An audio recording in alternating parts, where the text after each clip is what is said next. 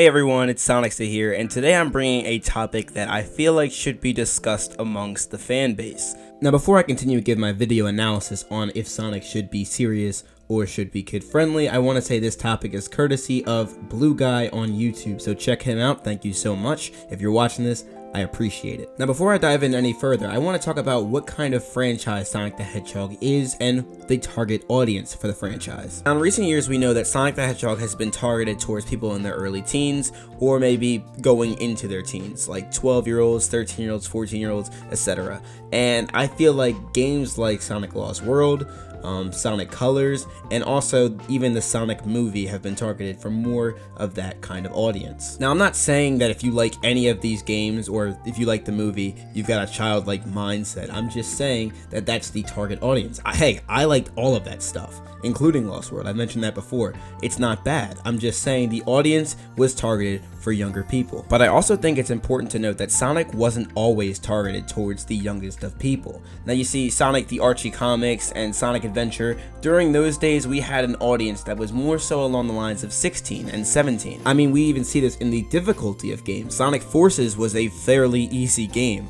Aside from the glitches and bugs, it was pretty easy. Sonic Unleashed is for those who really want more of a challenge, considering that there are levels that actually can make grown men cry. All in all, Sonic's target audience has shifted considerably in the past couple of years. The Sonic movie even changed Sonic's personality, where he's more of a child, just to relate more with those around in that age group. If you played the Sonic games and also saw that movie, you notice that there's a personality difference between movie Sonic and game Sonic, which is why people are so easy to differentiate between the two. Not only that, but the character designs are different, but that's not what we're going to talk about in this video. Now, if you've been paying close attention to the Sonic lore, you know we have a broken up division of the list of the Sonic eras. The first era we have here is the classic era, and that's basically your Sonic 1, your Sonic 2, Sonic CD, Sonic 3 and Knuckles, and a couple other games along the line. All in all, this is basically just Sonic's origin story, pretty much where he truly got his debut. The next thing we had was the Dreamcast era, and that was Sonic's first successful jump to 3D. We had Sonic Adventure, Sonic Adventure 2, Sonic Heroes.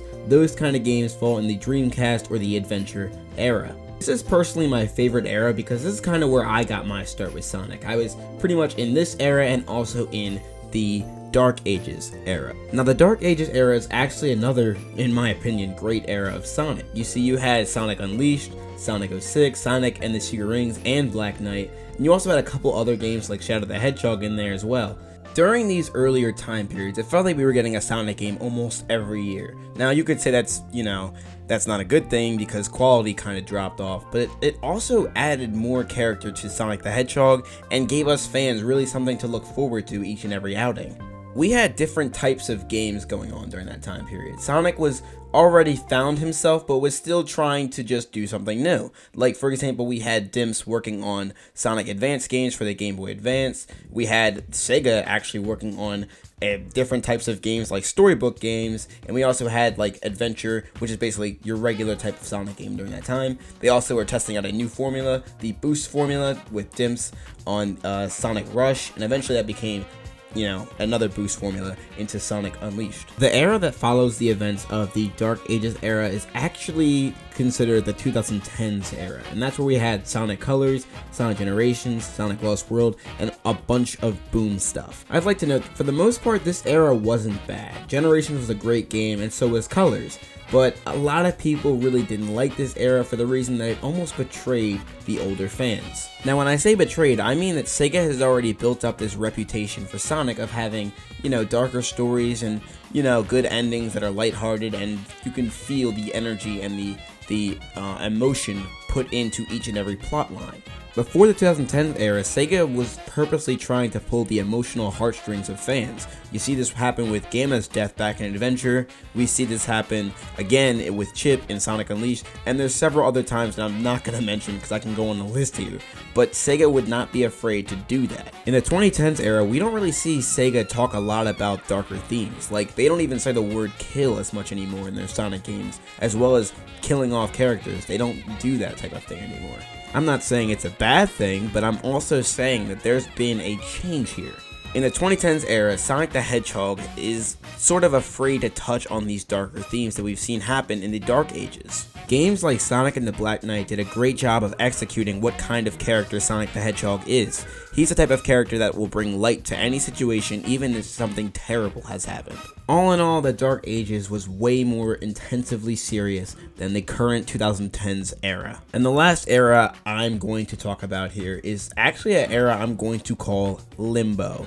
And yes, this era is the current era that we are in right now. I am going to call this the Sonic Limbo. What I mean by this is that Sonic right now is very hot or cold depending on who you are. Many will say that Mania was great, so Sonic is doing great. And the movie was great.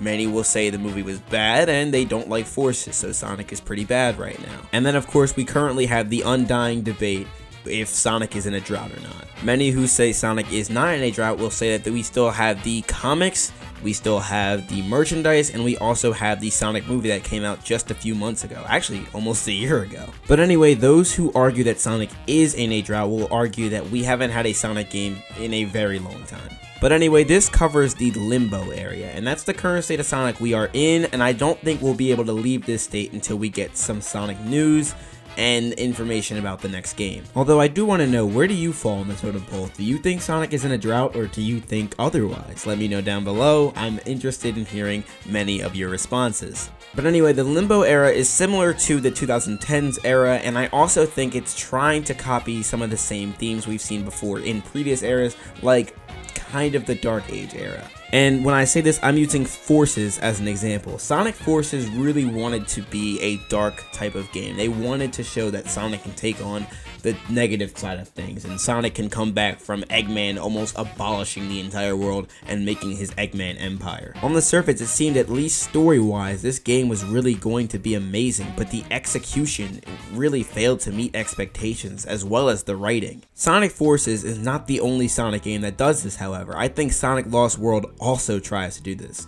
Both games really wanted the player to take it very seriously. However, I feel as though the game doesn't even take itself as seriously as it leads on. Having known this information, I can make the claim that Sega might want to go back to a more serious tone. I mean, Lost World and Forces were two of their last mainline Sonic games, and I believe that with these attempts, Sega's really trying to push back to the Sonic Adventure type of storylines. However, the one thing that they seem to be struggling with is execution, and that is key. And I guess the bigger question is, why is Sega struggling with execution? I mean, they've done this before, albeit with different writers, but it can be done, and they can do this. But thinking it over time and time again, I've realized that perhaps they really struggle with execution only because they want to do two things, and that's being serious and also remaining kid-friendly. I mean, think about it. Here's an example.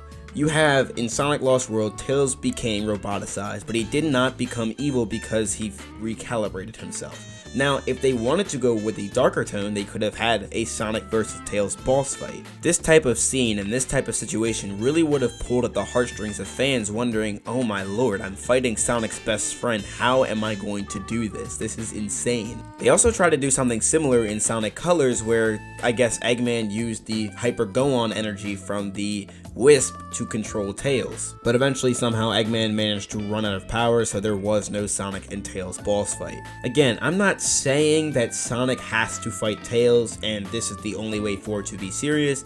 I'm just making the claim that if they were really going to go in a serious direction, they would 100% execute it. Remaining kid-friendly would be, you know, having Sonic never fight Tails and just being close to those situations and never fully going the full mile. These aren't the only instances this happened. I actually challenge most of you to go back into other Sonic games and just look as to where Sega could have gone the full mile and went completely serious. So let me know in the comments below if you have another place where Sega just went halfway and did not completely execute that level of seriousness we are missing in these Sonic games. But with that all aside, the question still remains, should Sonic be serious? Now, as an older fan, I'm going to say yes, Sonic should 100% be serious. But however, I do believe that there are times for Sonic to be that kid-friendly type of character. And of course, by kid-friendly, I mean that Sonic should not have any characters die in the series. Of course, no character should die every single game, otherwise it just becomes repetitive.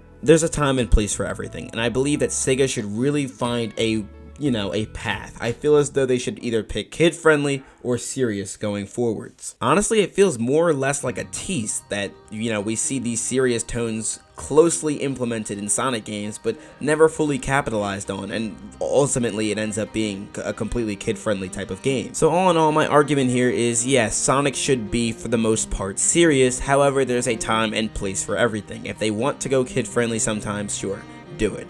But I feel as though continuing to only focus on the kid-friendly audience betrays your older fans, and ultimately, that's not a good look. But yeah, what direction do you guys think Sonic should be in for the series? Should he be more serious or more kid-friendly? Let me know down in the comment section below. I love checking out your responses, and also please remember to like and subscribe. It helps me out a ton.